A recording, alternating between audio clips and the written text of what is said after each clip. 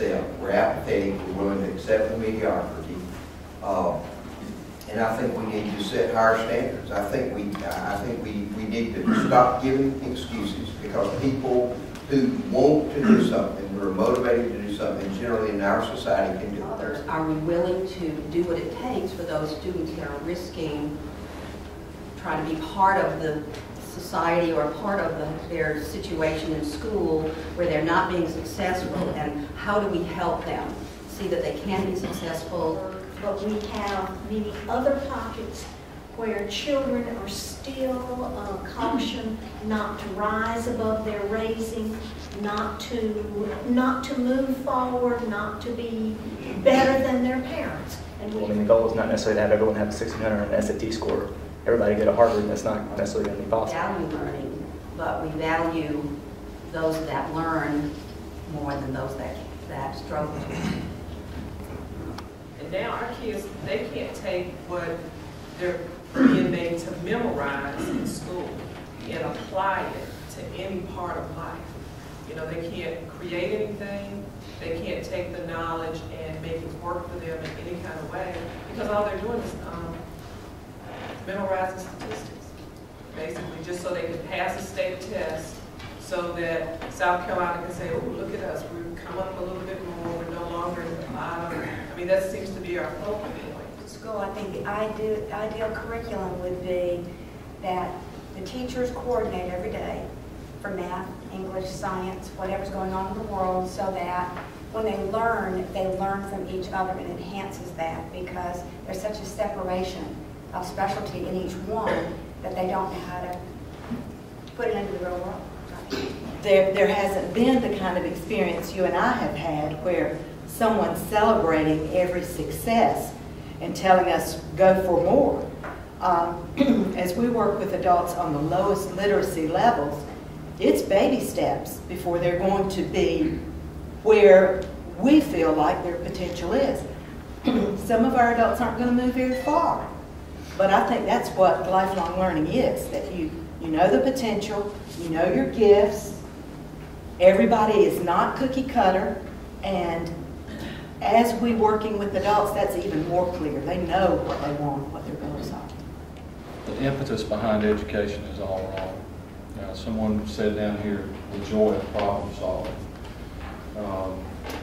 I'm afraid we've lost the joy of education. If you look at the dropout rate in this country right now, it's 1.2 million kids a year. That's a lot of kids out of school, year after year after year.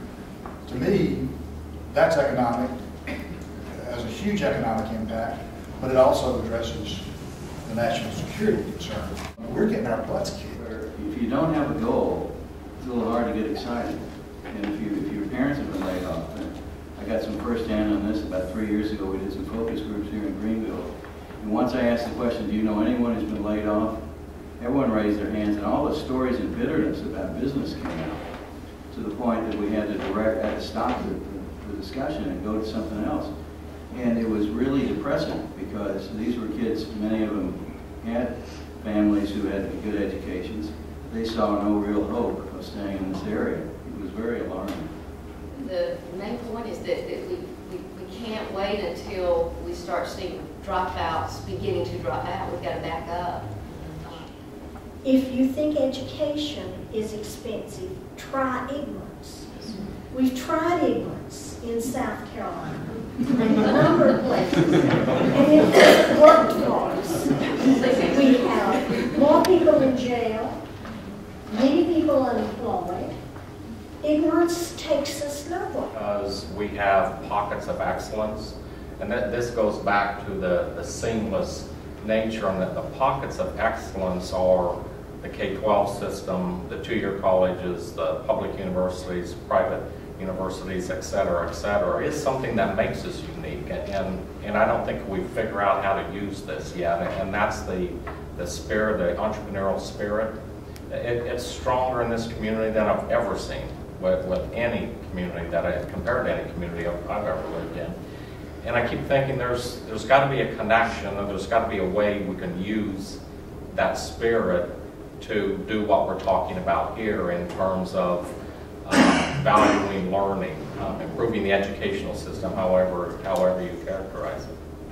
I'm in schools all the time. I am just amazed at some of the things I see. So I don't see kids sitting in desks with the teacher lecturing them. I see them active and doing things, and I'm amazed at what all I see going on in schools.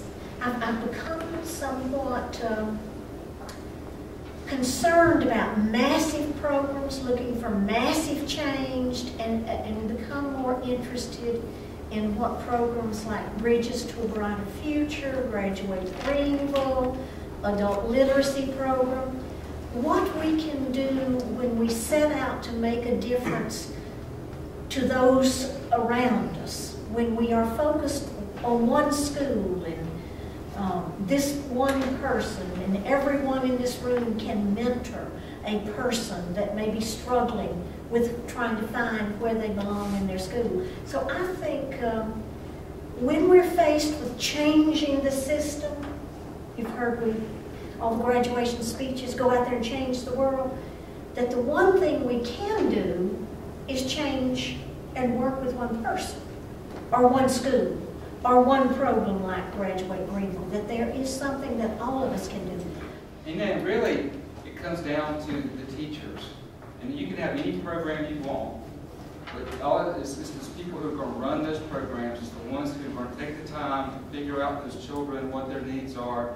And you can have the best program, you can have the worst program, but if you've got the right teachers, they're going to be there. And we value, my wife is in her 20th year of teaching. She teaches high school, all different levels, and she is brilliant at anything she wanted to do. But she had a calling to be a teacher, and I had a hard time with that for a long time because I thought I was being a lawyer.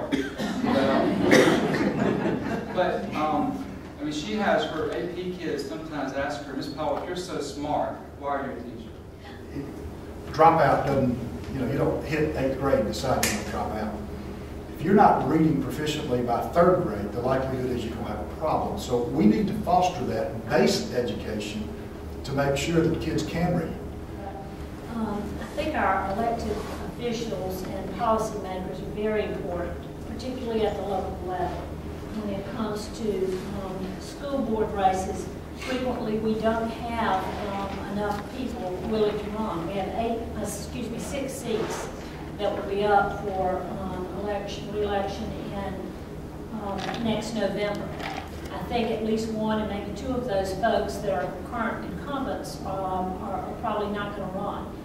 I think policymakers, we have good school board members now, and we need more. And I'd be curious to see if anybody here was interested or willing to run for school board. There is one thing I believe that we could do in our high schools that would really benefit, particularly our students who are very transient, is that we could all get on the same schedule. We could either get on a block or we could get on a 7-period day. We assume that the school district can do everything, and if they start at 5K and they're not ready, then the school district can't do a lot. And a lot of it goes back to parenting and teaching parents to be teachers and teaching communities to be teachers in churches and in community centers.